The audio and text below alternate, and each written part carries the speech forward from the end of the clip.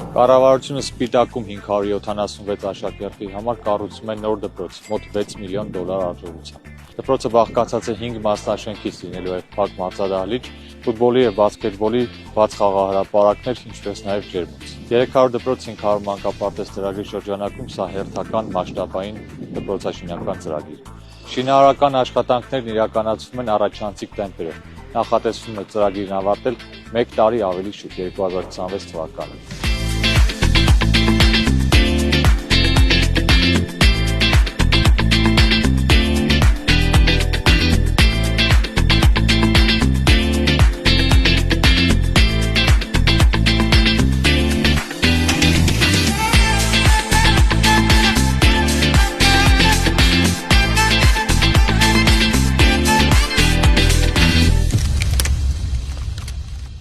Դպրոցի շինարարությունները ավարտել 27 թվականի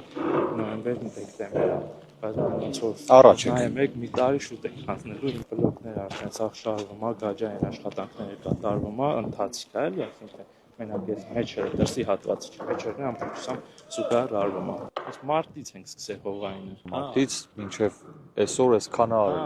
Մի հատ է ապաստարանն է, մի արգե ներքևն է։ Տակուանները պատվիրած է, շափագրած է, կվերեն ամբողջականացենք։ Ապրեք, գոհենք, որովհետև լավ արագ որակով անում եք,